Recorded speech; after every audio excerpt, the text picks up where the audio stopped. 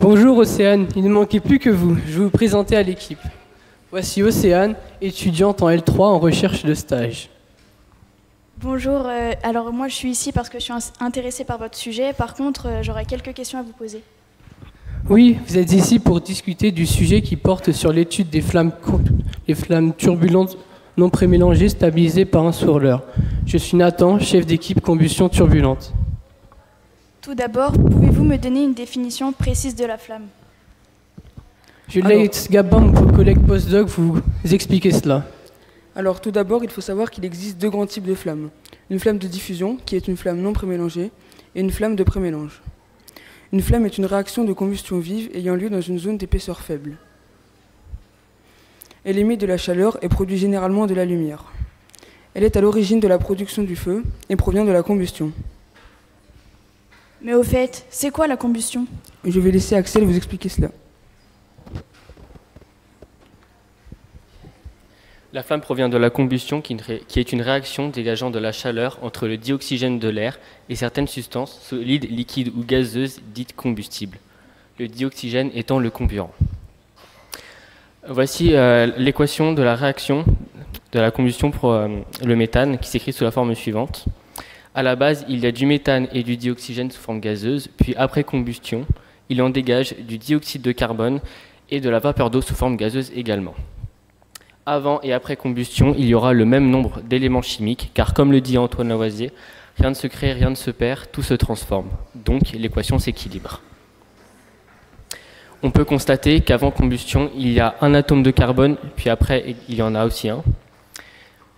Il y a aussi 4 atomes d'hydrogène de chaque côté et 4 atomes d'oxygène.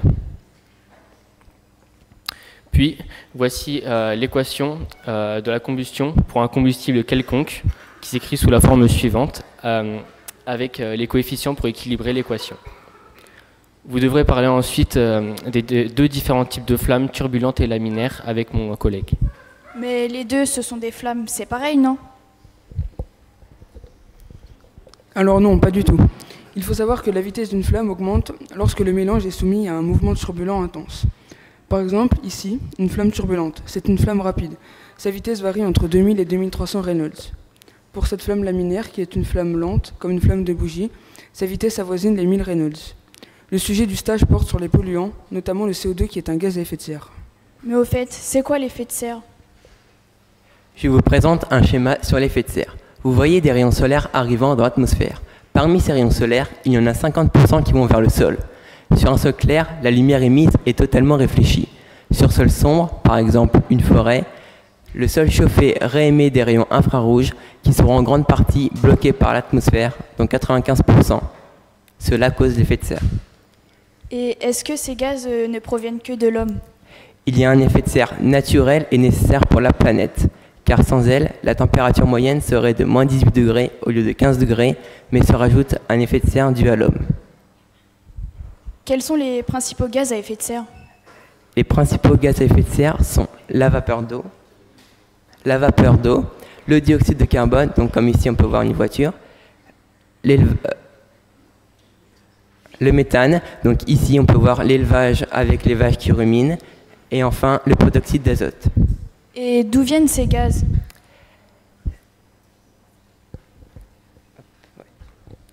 Voici un diagramme présentant le pourcentage des émissions des gaz à effet de serre. Vous pouvez constater que les trois principaux émetteurs sont l'industrie avec 33%. Derrière, on a le transport avec 25% et enfin l'élevage à 18%. Et est-ce que l'impact dû à l'homme est si important? Les gaz à effet de serre ont commencé à augmenter considérablement à partir de l'ère industrielle qui est au début du 19e siècle et depuis ces gaz augmentent à grande allure. Il n'y a qu'un doute sur l'impact néfaste de l'homme.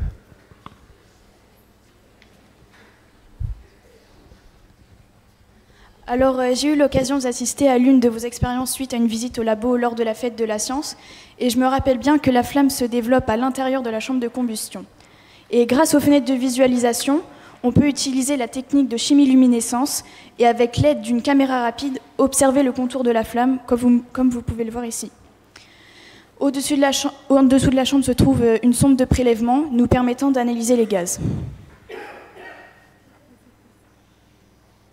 Donc, dans le brûleur utilisé ici, nous avons un tube central où est injecté le méthane et un tube coaxial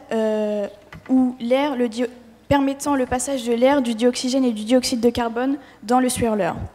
Enfin, grâce à l'injection radiale, le méthane et l'air vont se combiner et créer une flamme à l'aide d'une étincelle.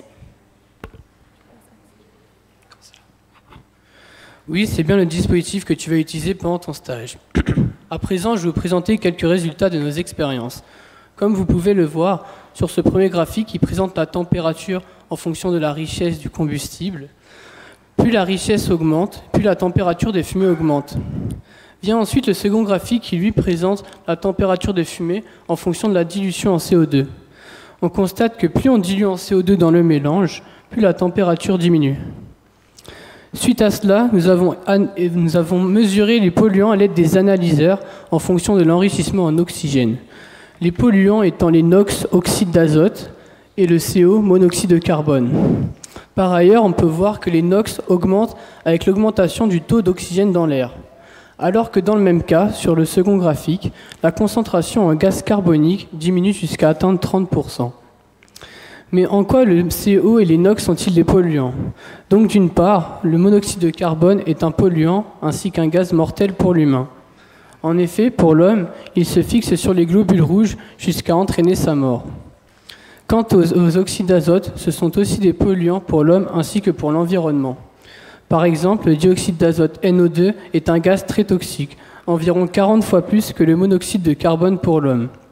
Enfin, en ce qui concerne l'environnement, le monoxyde de carbone contribue aux pluies acides. Et enfin, quel est le but de ce stage? L'objectif est de trouver un compromis entre l'efficacité de la combustion et la réduction du taux de polluants. Jusqu'à présent, nous avons effectué des expériences avec l'enrichissement en oxygène et la dilution en CO2. Par la suite, nous prévoyons de continuer avec l'enrichissement en oxygène, mais cette fois-ci, on diluera en vapeur d'eau. Pour finir, nous tenions à remercier le laboratoire d'ICAR, notre thésarde Hajar Zedaoui, son maître de thèse Toufik Bouchaki, le lycée Benjamin Franklin ainsi que ses professeurs pour nous avoir accompagnés, aidés durant tout le long de ce projet édifice.